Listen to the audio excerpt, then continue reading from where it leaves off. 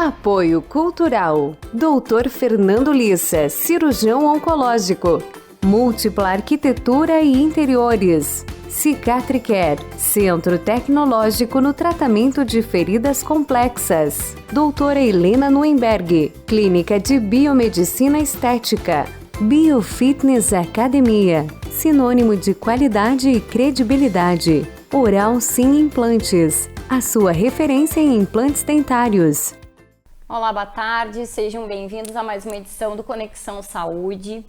Então, estamos nessa terça-feira com o doutor, especialista em clínica médica, também carro-chefe em neurologia adulto e infantil e pós-graduado em fisiologia hormonal, que para mim esse termo é novo, e a gente vai estar aqui hoje com duas pautas muito interessantes, tentando da forma mais clara possível dar dicas, orientações para prevenção, que é o mais importante, e também o acompanhamento e o tratamento dessas doenças, tanto do AVC quanto o transtorno do espectro autista. Os seus níveis e tratamentos também aonde eles são acessíveis. Eu estou hoje, então, com muita honra com o Dr. Felipe Onson, que é de Torres, na verdade ele é gaúcho, porém atua no hospital em Torres. Seja bem-vindo, Dr. Felipe. Muito obrigado, Michele, muito obrigado.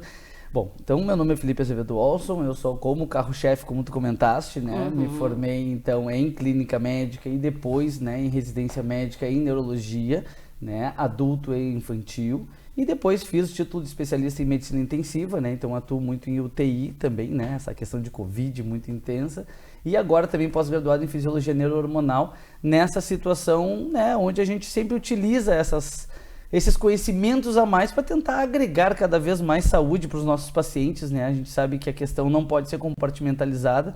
Então o conhecimento, quanto mais amplo, com certeza mais ajuda a gente consiga trazer a eles, né? E doutor, é sempre um combo, né, quando a gente fala em saúde, né? Nunca, por exemplo, agora a gente vai falar do transtorno do espectro autista. Ele é sempre levado com, eu digo, um combo de profissionais qualificados, né? Para o senhor neurologista identifica, e aí tem o psicólogo, tem todo um conjunto. Como é que funciona desde a identificação do transtorno, do autismo, enfim, como é que é a comunicação para os pais, que é uma situação também delicada, e o início desse tratamento, né? Bom, isso realmente é extremamente importante, né? A gente entender, principalmente em algumas patologias específicas, de que esse combo, como você usou a palavra, né? Essa, digamos, multidisciplinaridade, né? É realmente muito importante, né? No caso do transtorno espectro autista, né? Falando então no neurologista, no pediatra, na psicóloga, na fonoaudióloga, na psicopedagoga, na terapeuta ocupacional, né, no estímulo, né, do que a gente chama de estimulação precoce, na fisioterapeuta. Então todos esses profissionais são muito importantes que eles estejam integrados, porque a gente fala de uma doença especificamente do neurodesenvolvimento. Ela não tem alterações específicas, mas ela tem uma questão muito mais ampla, né, que afeta a criança como um todo. E, portanto, essa multidisciplinaridade, como a gente citou, se torna fundamental para que essa criança aprenda uma condição adaptativa melhor, consiga, então, se desenvolver de uma maneira mais adequada para que se torne um adolescente, um adulto com mais condições de independência, né? Então, essa condição da gente juntar vários profissionais nos dá muito mais chance da gente conseguir realmente, né, chegar ao objetivo mais proposto, que é a melhora. Bom, como tu comentaste, né, digamos, a situação do transtorno espectro autista, né, é uma condição, como eu disse, que afeta diretamente o neurodesenvolvimento dessa criança. Ou seja, a gente consegue ver principalmente uma tríade, né? Em primeiro lugar, 2 pontos, que seria a dificuldade na interação social e a dificuldade na comunicação social.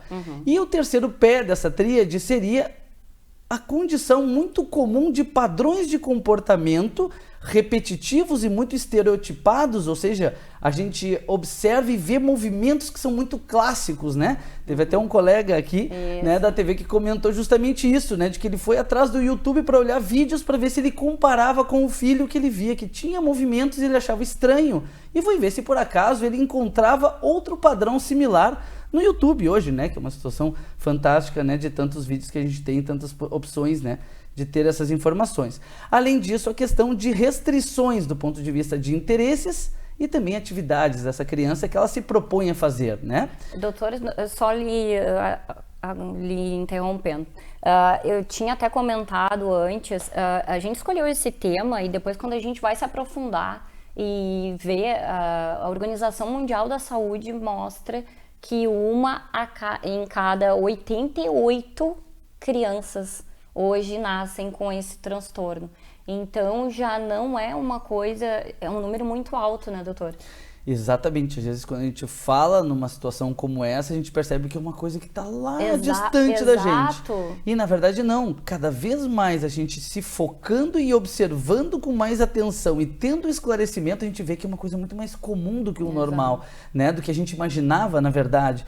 E inclusive tem estudos, né, americanos que falam em, digamos, em prevalência de 1 a cada 65 crianças, né, então uma prevalência ainda maior do que essa que você citou, que realmente essa é a média, 1 a cada 65 ou 1 a cada 88 crianças, né? Então, isso mostra justamente que o nosso olhar tem que ser muito cuidadoso. Por quê? Quanto mais cedo a gente consegue observar características, mais essa criança tem chances de desenvolver da melhor maneira possível e, como eu disse, buscar a independência. Essa é sempre o nosso grande objetivo, ter essa criança que ela possa, digamos, se virar sozinha, né? Ou ela ter muito pouco auxílio para que ela possa ter a sua educação, para que ela possa ter o seu emprego, para que ela possa ter a sua... com os coleguinhas, exatamente, né? Toda aquela questão... Exatamente, isso, claro que eu falo isso dentro de uma condição de vida mesmo, né? Mas se a gente fosse pensar nessa situação, o neurologista encabeçando, digamos, essa equipe, né? Não mais importante do que os demais, mas pelo menos orientando adequadamente, né, a questão de diagnóstico e depois de condutas. Qual é a criança, digamos, de que estereótipo clássico que a gente vê para que a gente possa desconfiar mais facilmente de uma criança, né? Então, desde o seu nascimento, né, principalmente desde os seus desenvolvimentos dos marcos neurológicos, a partir dos seus mesinhos de vida, até o 1º ano, 2º ano, o que a gente deve cuidar mais nessa criança? Então, como eu citei, interação social, né? Desde o momento que a criança começa a fixar o olhar, ela começa a virar o rostinho para ouvir a mãe, quando ela ouve a mãe falando, ela vira o rostinho para ver a mãe, que ela vira o rostinho para ouvir o pai, né? Ou seja, que ela se mantém atenta a barulhos que acontecem no quarto onde ela está, próximo ao seu berço, né? No momento que a criança já está mais desenvolvida, onde ela já começa a sorrir para a pessoa, fazendo aquela interação social mais clara, manter o contato olho no olho, né? Os movimentos também, né? Exato. Das mãos. Tu entregar algo para a criança, claro, já dentro do seu período de desenvolvimento, ela querer pegar, ela interagir com os objetos que você entrega para ela, né? Ela estender as mãozinhas ou fazer gestos que realmente ela tem interesse em estar ao seu lado. Então, essas situações que são muito clássicas e comuns que a gente observa nas crianças desde quando bem pequenininhas, normalmente ali a partir dos primeiros mesinhos de vida a gente já nota, quando isso começa a ser diferente do normal, isso tem que acender uma luzinha vermelha.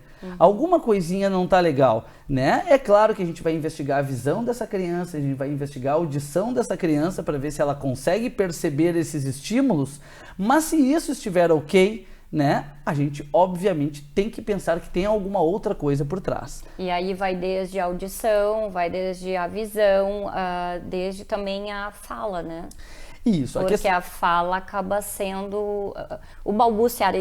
Aí a gente entra também na questão do time, né? De quando a gente vai identificar. Exatamente, essa que é a questão principal. A gente tem uma escala que a gente chama de Denver, que é uma escala que mostra claramente desde o início da vida, né?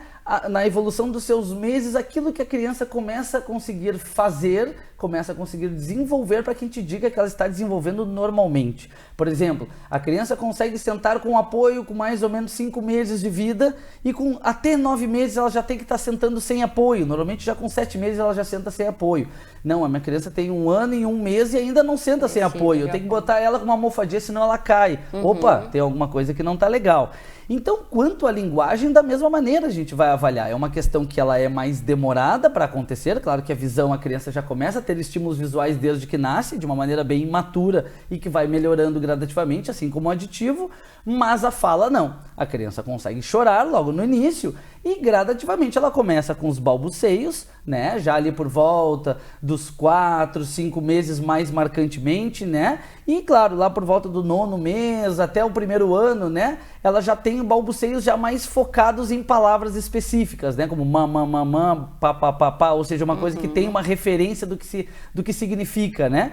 E gradativamente ela desenvolve a primeira palavra, 2 palavras, 3 palavras e assim vai indo até que ela comece a juntar as palavrinhas e a começar a usá-las para se referir ao que ela quer. Água, né? Quero comer, ou Mamar. seja, mamar e assim por diante. E essa condição, é claro, nesse desenvolvimento, principalmente ao longo dos 2 anos primeiros de vida, em que a gente vai perceber naquela criança que tem maior risco de transtorno de espectro autista, é aquela que tem uma lentificação maior no desenvolvimento da fala, justamente por essa dificuldade em desenvolver essa comunicação social, né?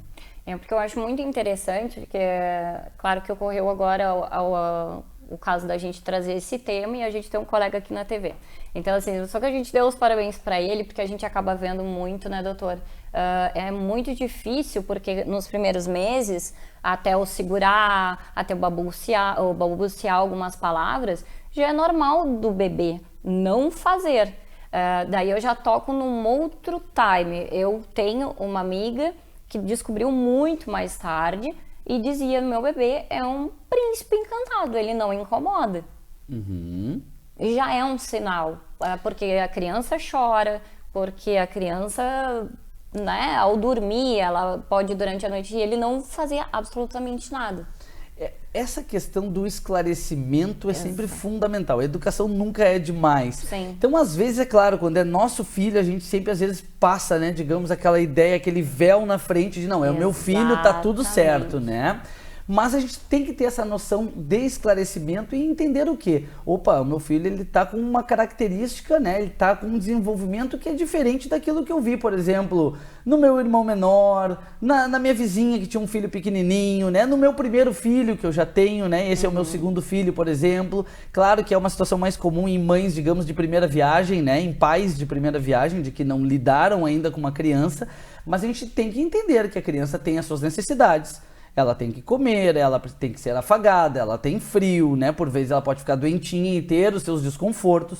E claro que no primeiro momento da vida é o choro que vai fazer com que ela demonstre o que ela precisa. Exato. Inclusive tem estudos interessantes que mostram que o padrão sonoro do sono e a frequência do sono é diferente de acordo com o que a criança quer. Então, quando tu presta atenção, tu consegue ver qual é o choro de fome, qual é o choro de sono, qual é o choro de cólica.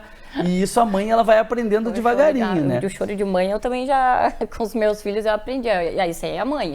Então a gente tem que cuidar. Crianças que são diferentes do padrão, opa, mesmo que seja um diferente positivo, né? Meu Deus, o meu príncipe encantado, opa, se tá tão diferente, mesmo que seja bom, vamos ver o porquê que tá diferente. Aí que entra a questão da gente acompanhar, por exemplo, o pediatra com frequência logo no início da vida.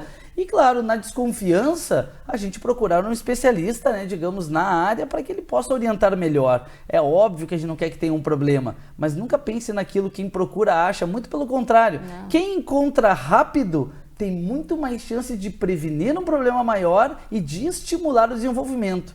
Lembrem de uma situação importantíssima chamada de plasticidade cerebral, que é a capacidade do nosso cérebro se moldar todos os dias. E na criança isso é fantástico. Então, se eu estimulo ela logo cedo, essa condição plástica faz com que essa criança possa se desenvolver de uma maneira muito boa, diferente do que se eu começar a estimulá-la aos 7 anos, aos 12 anos, aos 15 anos ou já numa vida adulta, né? E a integração, né, doutor? Eu acho que isso é muito importante, né? Eu acho que na hora do diagnóstico tem sempre aquele choque.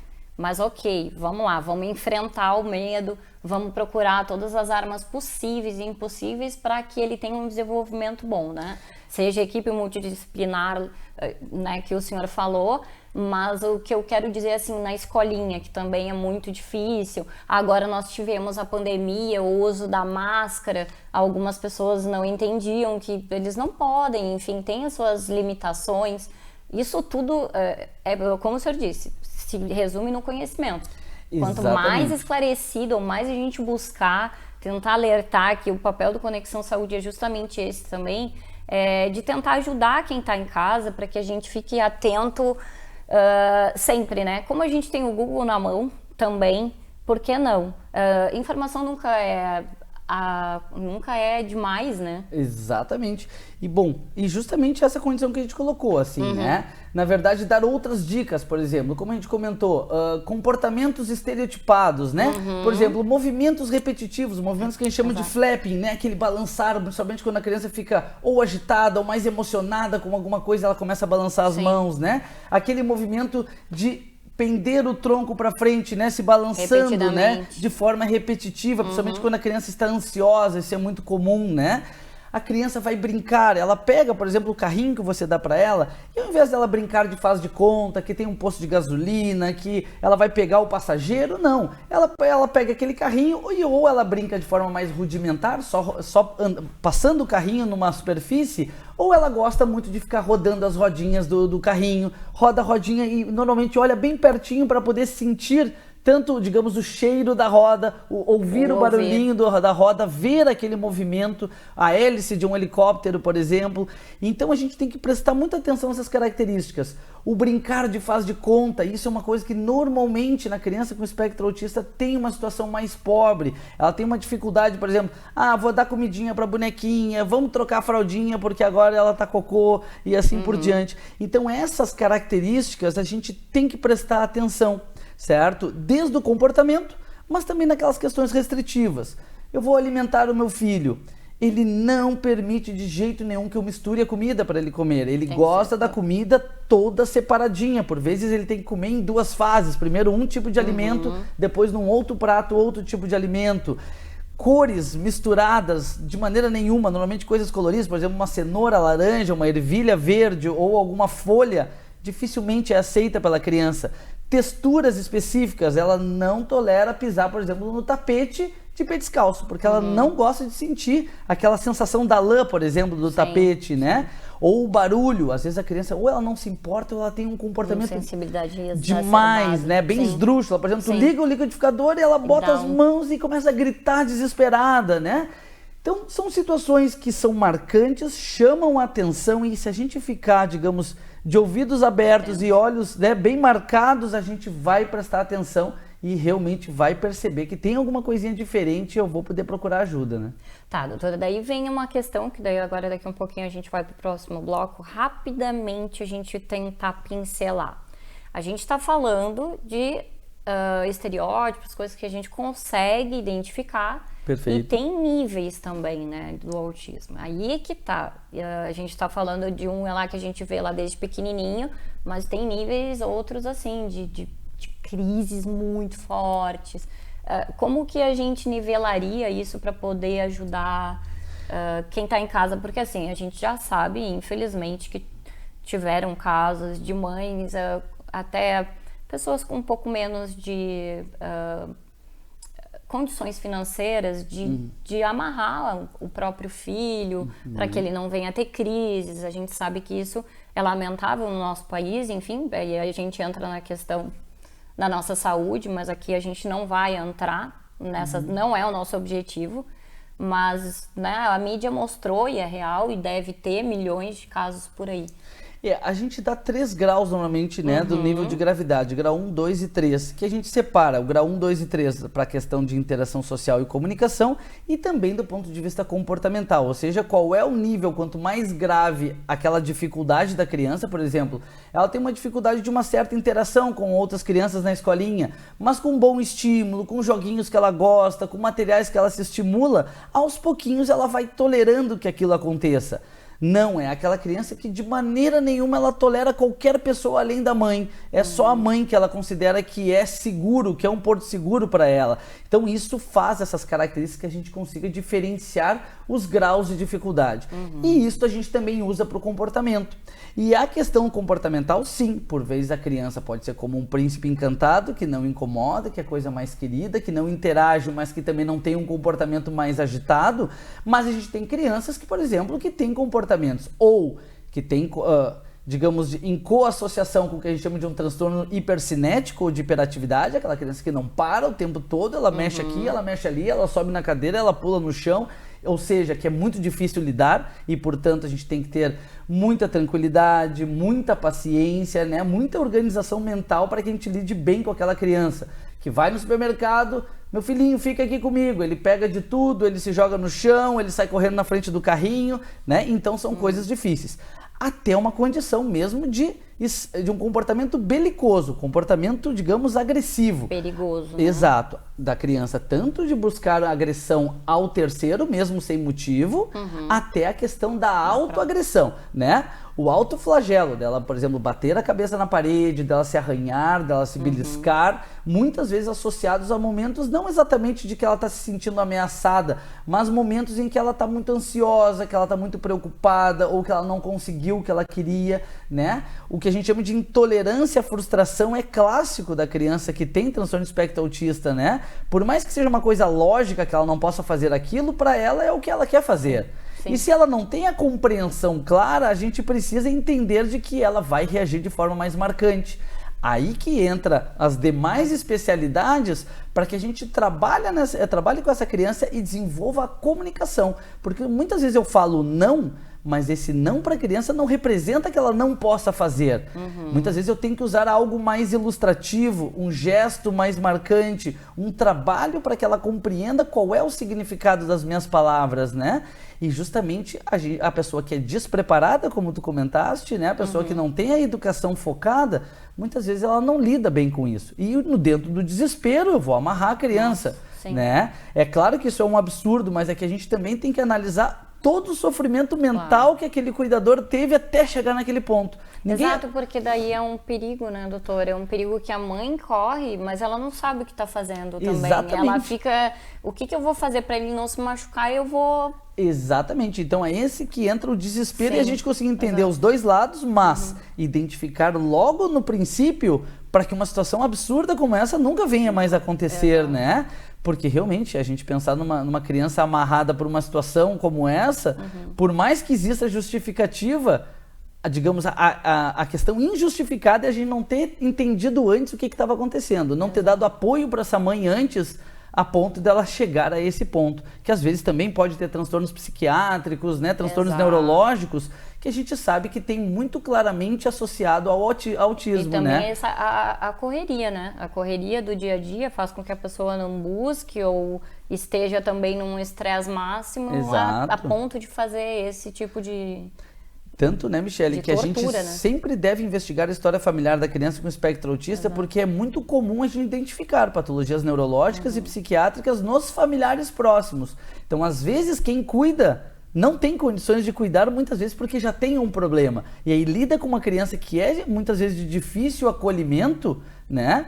Que é uma criança maravilhosa quando bem orientada, bem cuidadinha, né? Mas que às vezes pode ser muito difícil e aí acaba acontecendo uma situação como essa, né? Bom, então aqui nesse primeiro bloco, acho que conseguimos um pouco, né, destrinchar assim, essa questão do autismo. Eu acho que tem que ser com leveza, com amor, com muita informação. Eu acho que quem está em casa nunca está sozinho também. Hoje a gente tem associações, né, doutor? Exato. Nossa, tem psicólogos que fazem também. Então, assim, busque ajuda. Não se sinta sozinha, mãe, pai, nunca se sinta sozinho. Busque, porque tem, né, vários órgãos que podem estar ajudando aí perto de você e talvez não saiba. Então nós vamos para o próximo bloco, daqui um pouquinho, falar de AVC com o Dr. Felipe, aproveitar essa oportunidade. Até mais.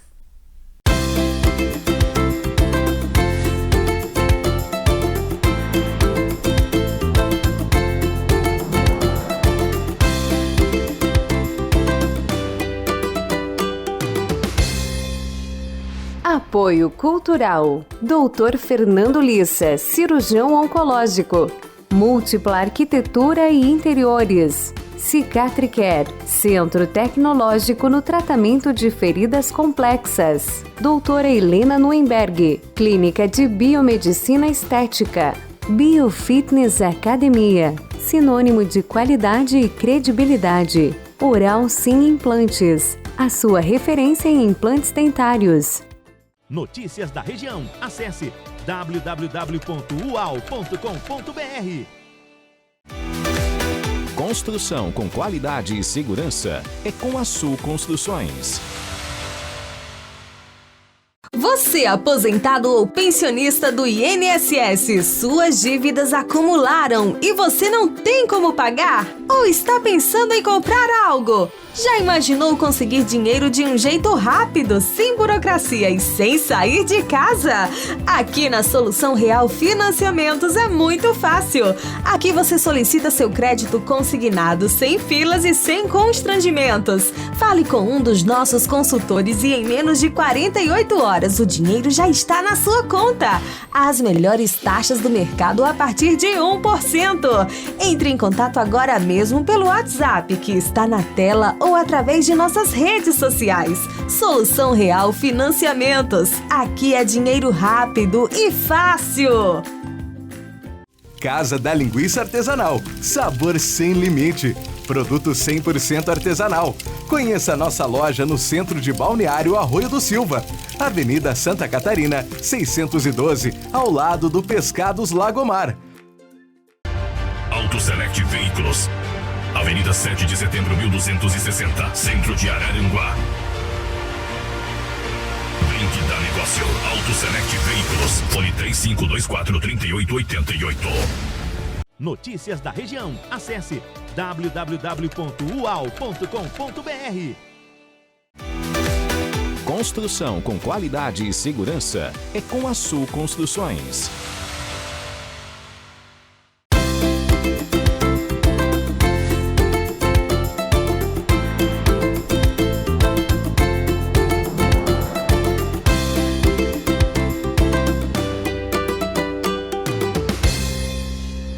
Apoio Cultural. Dr. Fernando Lissa, cirurgião oncológico.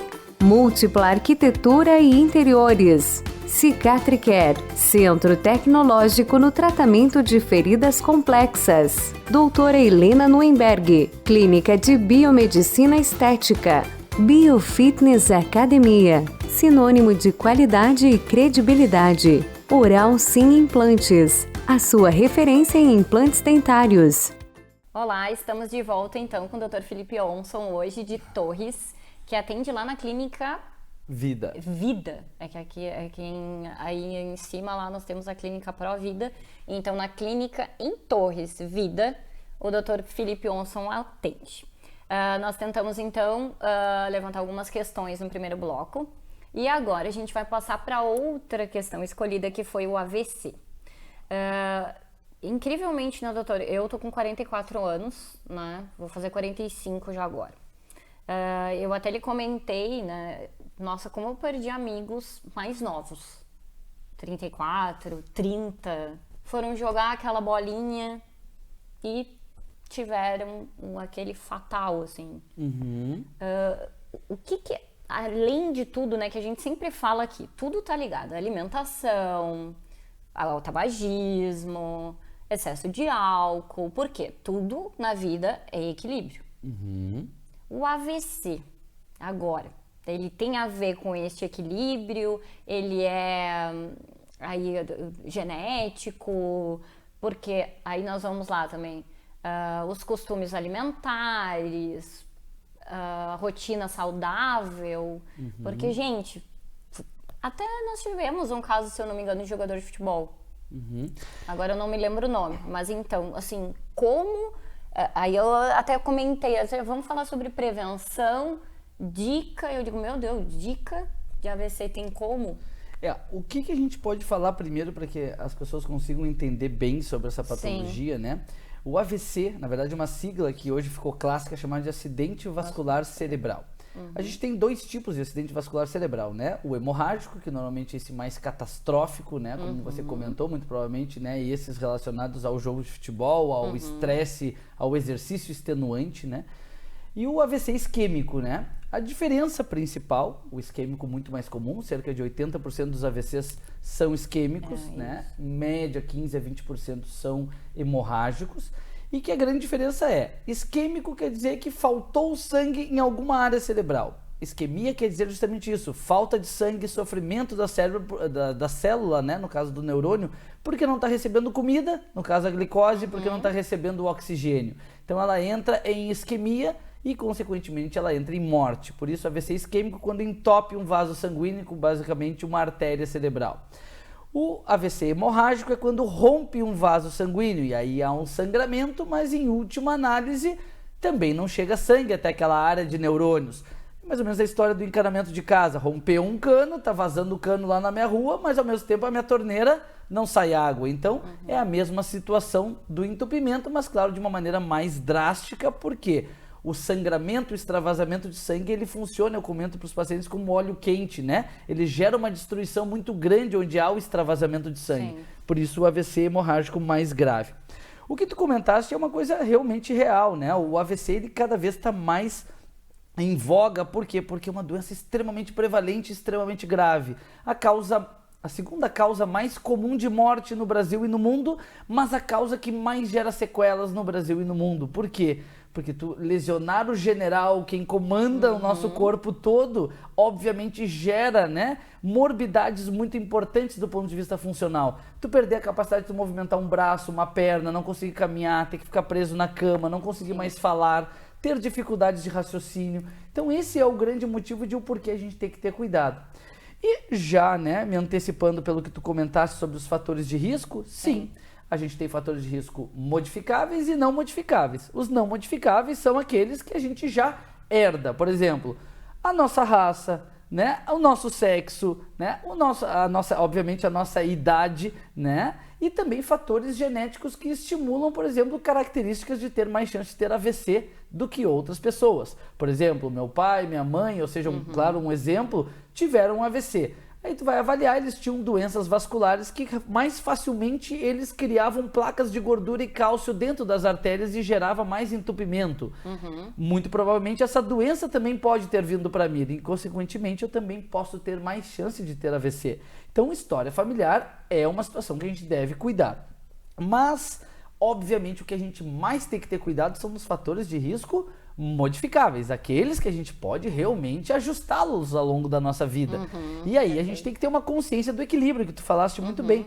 Por exemplo, a dieta, uma dieta equilibrada, eu tentar evitar o açúcar, tentar evitar o carboidrato de alto índice glicêmico, aquele derivado de farinha, o chamado carboidrato refinado ou farináceo, né? Tentar buscar uma dieta mais equilibrada, né? Com vegetais, legumes, verduras, carnes magras, né? Obviamente carboidratos, mas carboidratos de metabolização mais lenta, ou seja, tudo do ponto de vista mais equilibrado, fugindo das gorduras, principalmente as saturadas, derivadas de frituras, porque a gente sabe que o efeito que elas vão trazer ao nosso corpo tende a ser muito mais estável, muito menos deletério. Outra situação modificável, clássica, a questão da pressão arterial. A gente fala tanto da pressão arterial. São poucas as situações que a gente controla muito bem com medicações e que, digamos, possam destruir tanto o nosso corpo como uma pressão arterial descontrolada por um nível longo, né, de anos, né? Quanto mais tempo essa pressão está alta, mais ela vai machucando o nosso corpo. Então o controle é fundamental. Diabetes mellitus também um grande problema que vai nos gerar ao cérebro de mais órgãos, como retinas, rins, coração. Então, extremamente importante. Colesterol, né? A gente deve manter um controle, baixo LDL, que é o colesterol ruim, alto HDL, que é o colesterol bom, baixo triglicerídeo, né? Esse é o perfil que a gente pede. Evitar o tabagismo, evitar a bebida alcoólica, isso é muito importante. E uma situação outra que cada vez mais a gente tem batido mais na tecla, essa questão da indústria estética, a questão da gente tentar trabalhar com a boa saúde, que é a atividade física. Cada vez mais a gente entende, digamos, todos os mecanismos protetores da atividade física que nos trazem do ponto de vista de estabilidade de metabolismo, de melhora da nutrição das nossas células como um todo e uma melhor função, por exemplo, desse nosso cérebro. Aquelas placas que eu falei que se formam e vão entupindo os vasos sanguíneos, elas acontecem por uma inflamação crônica, que a gente sabe que naquela pessoa que costuma fazer atividades físicas regularmente, isso acontece menos. A palavra regularmente, aquele que joga bola uma vez por semana, eu sempre digo, é melhor que não jogue, certo? Por quê? Porque Porque o justamente corpo não está pronto e tu Exato. estressa e é aquela pessoa que tem mais risco de morte súbita. É aquela que não faz nada e de uma hora para outra ela quer correr o máximo que ela nunca corre e aí sim o corpo entra em colapso. Então, atividade física regular, pelo menos 6 vezes de 4 a 6 vezes por semana, 40 minutos por vez, que seja uma caminhada para aquela pessoa que não consegue atividades mais intensas. Os estudos clínicos já mostram que já tem um efeito muito bom. Não, e doutor, eu acho incrível, assim, porque daí quando a gente vai pesquisar sobre algo, né? Imagina a Organização Mundial da Saúde informar que o AVC está em segundo lugar de uma das doenças que mais matam, daí o senhor ainda me complementou, no Brasil e no mundo. Exatamente. E aí vem a questão chamada estresse. Mas aí, ele ouvindo agora, né, a gente acaba tendo uma aula, né? Hoje, porque os nossos pais, por exemplo, só trabalhavam, comiam gordura, lá vão ter, enfim. Nós temos ainda uma esperança no fim do túnel, que nós temos tudo hoje. O senhor está dando uma aula para mim, mas tá mais à mão. Michele, tu não faz tantas atividades por semana, por quê? Porque eu não quero. Vamos lá, gente, vamos puxar, né? Sempre aquele ditado, né? Levanta e vai. Vai com medo, mas vai. Por quê? Porque a gente está dizendo que, né? E a gente está dizendo, claro, que a medicina, enfim, os estudos dizem, o especialista diz, faça, que seja uma caminhada, mas faz. Exato. Porque movimento gera movimento e o corpo está ali e está gerando energia. O exercício físico é a maneira da gente conversar com o nosso corpo, da gente mostrar para ele o que a gente quer preservar e o que a gente quer eliminar. Quando a gente não faz atividade física, o corpo ele perde a sua capacidade de se autogerenciar. Então os hormônios começam a se desorganizar, todo o nosso metabolismo fica pior, né? Ou seja, a nossa capacidade de metabolizar o alimento que a gente recebe, de absorver os nutrientes corretos, tudo isso se desorganiza e, obviamente, isso gera mais lesão pela tal inflamação crônica que eu comentei. E aí, obviamente, as coisas começam a acontecer de uma maneira negativa. Em primeiro lugar, estão as doenças cardiovasculares, mas que a origem das doenças cardiovasculares é a mesma do AVC, que é lesão dos vasos sanguíneos. A diferença é que elas estão no coração. A gente está falando de uma condição cerebral, certo? Mas a origem é a mesma, tanto que os fatores de risco, se a gente for falar com um cardiologista, são exatamente os mesmos.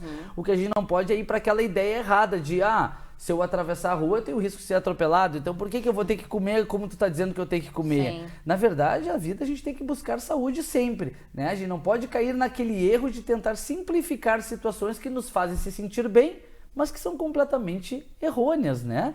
Então isso realmente é muito importante e é uma situação que, se a gente criar essa rotina, a gente consegue realmente estabelecer essa organização para que o corpo funcione cada vez melhor, né? E doutor, agora a gente pode fazer um link muito bacana que a gente conversou, é incrível, né? A gente fala de doenças aqui no Conexão Saúde, hoje a gente está falando de 2 doenças, né, super também em voga, enfim, mas para a gente deixar bem claro para o pessoal de casa, nada disso funciona se a gente não tiver com a mente boa também, né? Se eu não tiver com o meu corpo, com a minha mente, querendo viver, né? Eu acho que querendo viver bem, né? Todo mundo quer viver bem. Mas, gente, o viver bem também paga-se um preço. Isso. Mas não é só paga-se um preço pegando peso. Tudo é um equilíbrio. Eu não posso só trabalhar, eu não posso só malhar, eu não posso só ser mãe, né? Eu posso ser tudo. Então, eu tenho a Michele é mãe, a Michele é filha, a Michele é profissional, a Michele é rato de academia, não sei, que se coloque o nome que seja. Mas e aqui como é que tá também? Exatamente. O mental, né? Tu comentaste uma palavra que ela serve como gatilho para praticamente tudo, que é o estresse, né? Todos nós precisamos de estresse para que a gente possa se mobilizar, para que a gente possa fazer as nossas atividades, para que a gente seja impulsionado para aquilo que a gente precisa. O problema é que esse estresse ele nunca vem no nível que é necessário, ele sempre vem no nível a mais. Hard. Né? No nível hard, exatamente. E esse nível Quando hard... vem... ele simplesmente estimula cada vez mais aquele desbalanço que eu comentei. E cada vez mais esse corpo, ele se coordena, ele se controla menos. Cada vez mais eu estimulo a inflamação crônica, eu estimulo a formação de placas e cada vez eu entro mais num nível de risco de ter patologias gravíssimas, como por exemplo o AVC. Tanto o isquêmico, que é mais comum, mas o hemorrágico, que é ainda mais grave na maioria das vezes. Então eu acho que é super importante assim, a gente deixar um alerta que, claro que eu vou fazer atividade física se eu estiver bem comigo. Se eu não estiver bem, eu não vou fazer. Né? Não vou ter aquela motivação diária para me olhar no espelho, para dizer, vamos lá, tá um sol. Mas tá chovendo, bora lá, vamos também. A gente acaba aqui sempre nisso, sabe, doutor? A gente fala de doenças e acaba, tá, mas e a cabeça? E o mental? Como é que tá? Tá fazendo uma terapia? Seja ela qual for, a terapia convencional, a terapia holística, seja a sua meditação em casa, no seu cantinho, sabe? Então, assim, acaba sempre sendo a cabeça também, né, doutor? Exatamente, foi aquilo que eu lhe comentei, né? Corpo. A gente buscar a maior quantidade de conhecimento possível para poder orientar esse paciente a trazer uma mente leve e equilibrada e que isso permita com que ele busque todas as ações que ele precisa para trazer realmente uma estabilidade, o que a gente chama de uma homeostase metabólica, ou seja, realmente, como tu colocaste, uma mente estável, ela permite que eu faça tudo o que eu quiser, desde que eu realmente busque uma dieta equilibrada, eu busque uma atividade física regular, eu tenho o meu trabalho com a satisfação que eu busquei lá quando eu me formei ou quando eu busquei conhecimento para adquiri-lo, mas que isso me traga tudo aquilo que eu espero do ponto de vista de desejos. Para que isso aconteça, eu preciso que a minha mente esteja estável, senão, obviamente, em algum momento a gente vai acabar se perdendo, né? Bom, foi curto, eu espero ter o Dr. Felipe Onson com a gente novamente. Eu não sei se o senhor quer deixar algum recado, eu lhe agradeço muito pela oportunidade. Semana passada a gente ia estar aqui, aí o Dr. Felipe teve um congresso também para participar, então eu lhe agradeço muito. Certo, eu fico muito, muito contente pelo convite, é sempre um prazer a gente poder conversar com quem realmente deseja aprender mais. E realmente essa é a minha dica, né? Pensem na saúde sempre da maneira melhor, com a prevenção. Não esperem as coisas acontecerem, né? Sempre vão atrás da saúde, vão atrás da gente conseguir fazer as melhores coisas do mundo. Para quê? Para que a gente não precise remediar lá na frente. Acho que quanto mais a gente vive com qualidade, com certeza mais alegria a gente tem para nós, mas a gente tem para toda a nossa família e para todos aqueles que a gente ama, né? Todos que rodeiam, né? Então, ficamos por aqui. O nosso programa vai estar, então, no YouTube, Facebook e estaremos na próxima semana juntos na segunda-feira. Até mais!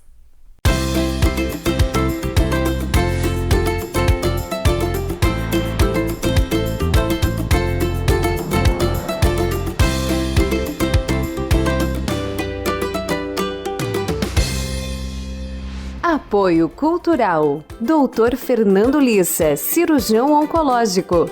Múltipla Arquitetura e Interiores. Cicatricare, Centro Tecnológico no tratamento de feridas complexas. Doutora Helena Nuenberg, Clínica de Biomedicina Estética. Biofitness Academia, sinônimo de qualidade e credibilidade. Oral Sim Implantes, a sua referência em implantes dentários.